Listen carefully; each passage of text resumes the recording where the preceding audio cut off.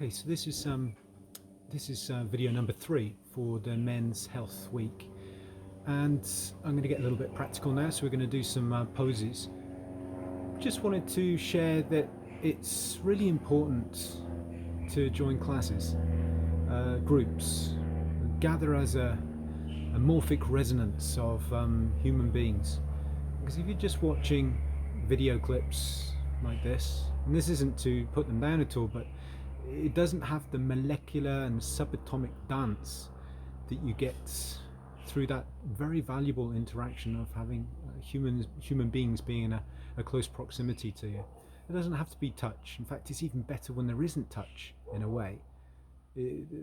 Touch is a whole different dimension, so there's another field, and possibly I'll go on to talking about that another time. But this is the close proximity of your molecular field being in an interaction with the subatomic dance that takes place when there is presence of yourself and presence of other human beings. I'll talk about it a little bit in the video I shared on, what was it? It was the natural breath. So I'll put it as a title of the natural breath. Check it out. Check it out, see what you think, and see whether it hits a chord with you, and then join a class. Classes are just absolutely invaluable. This is 50%. You know, it's got theory. It's got a weirdo with long hair, sort of doing weird poses and stuff like that. But the actual interaction, which is, it's the dynamic stillness. You can be completely still, and yet everything takes place during that that dynamic stillness of and presence of interaction that is with a close proximity of other people. The thoughts will try and interpret it, and there'll be various things that you think are taking place, which are actually all sideshows. They're excuses for the interaction, which is much more effervescent, scintillating than the thoughts can even transcribe. And it's very good for the physiology. Okay, that said, let's go into some poses, and these poses are to be specific for the men. That doesn't mean that it's just men that benefit from them. Women do too, but this is specifically to help with the physiology that can get a little bit stuck in a male. How's that?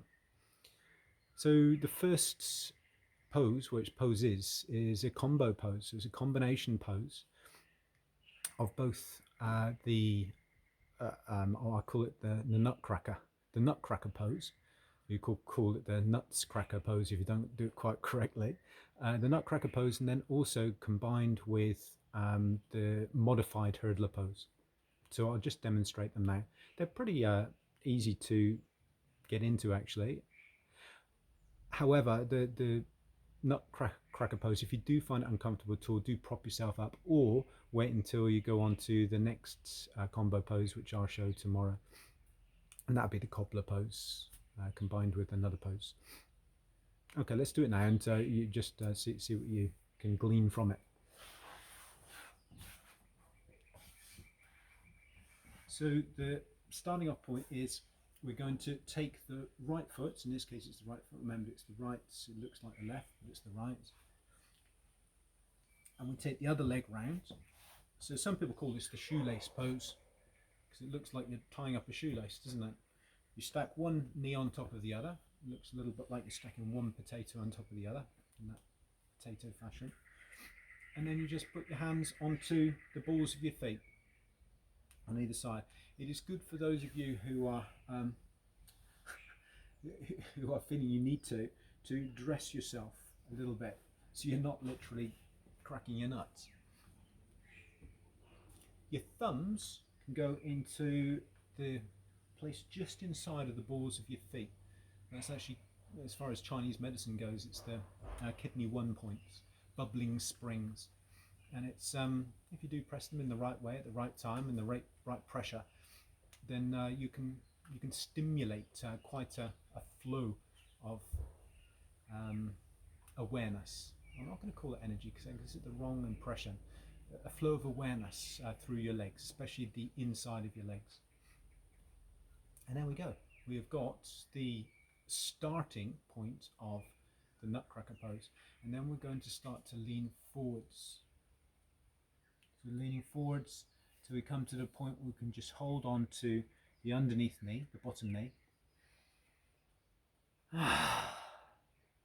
it's great to breathe into the kidney region of your back.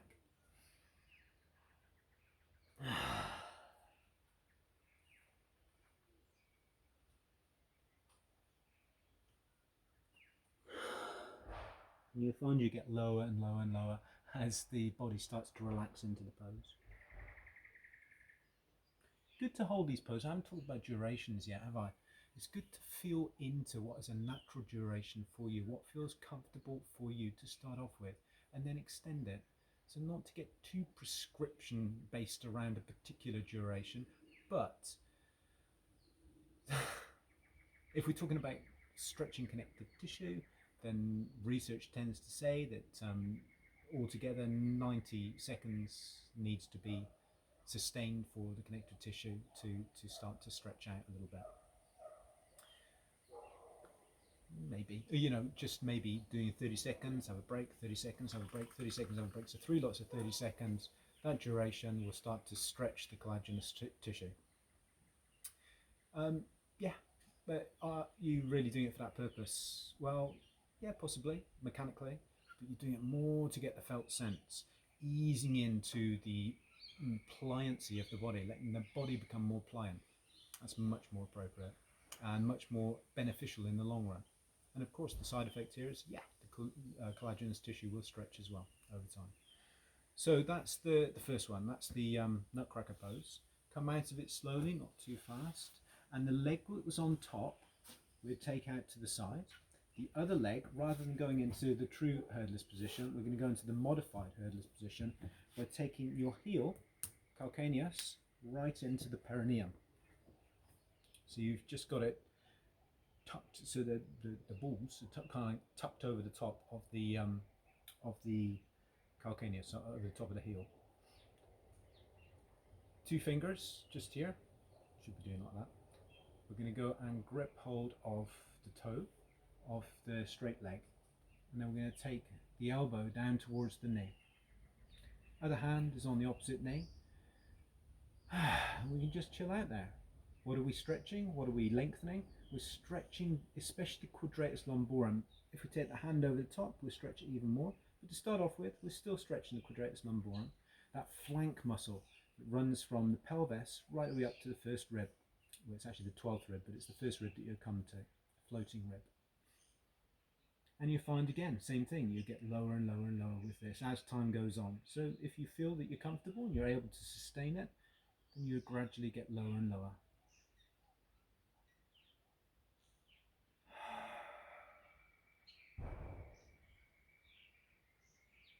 And in the end, your hands might start to touch each other, but not to push it. Feel it, get a sense of it, a sense of your body. The felt sense, as it goes from being a gross sort of felt sense into being a subtle felt sense, then you're doing the job.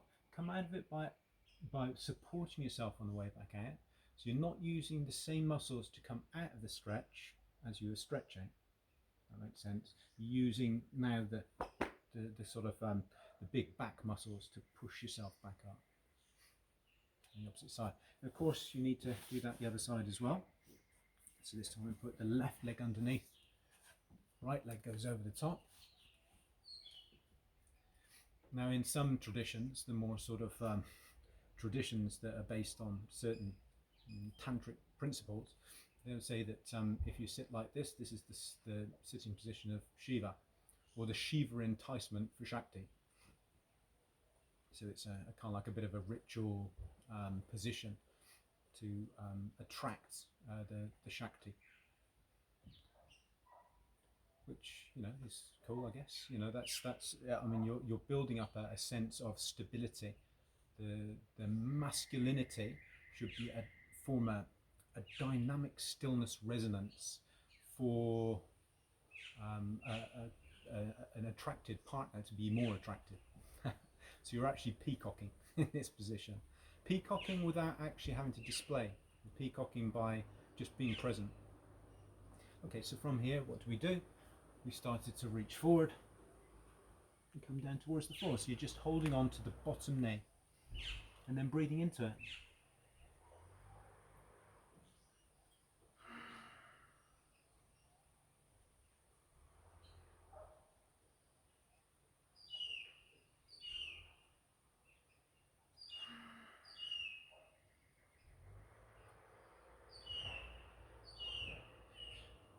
And on and on. Again, as I say, the duration you can start to work out for yourself. Into the hurdler's pose on the opposite side. Remember to dress yourself if you feel that that's appropriate. 2 fingers onto the toes, and then we're ready. Quadratus lumborum is already starting to stretch, to open.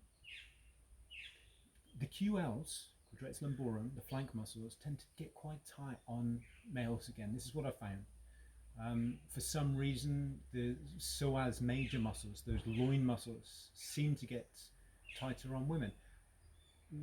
That's just what I found. And I'm generalising a lot at the moment, but this is what I found, that there's an emotional charge that tends to get built up in those deep psoas muscles, whereas these muscles, the kind of like the accessory exhalation muscles, and the muscles that tend to do a lot of lifting, supporting, stabilization, these QLs tend to get quite tight on males.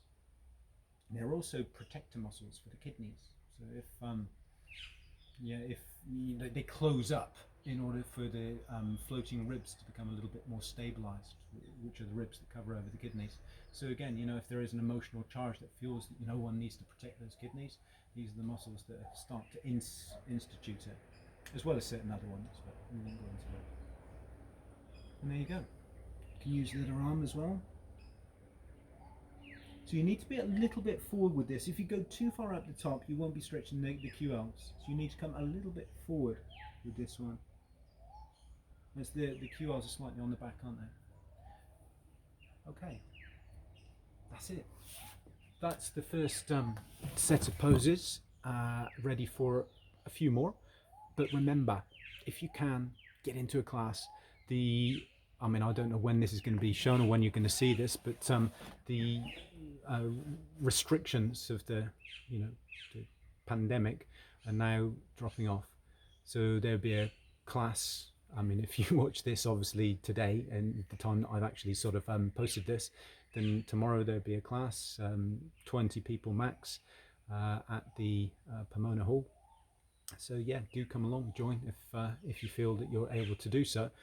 But those of you who've got my number, let me know beforehand, because there might be the max that is reached, and then I'll have to start to say, yeah, you can't come in. Anything else?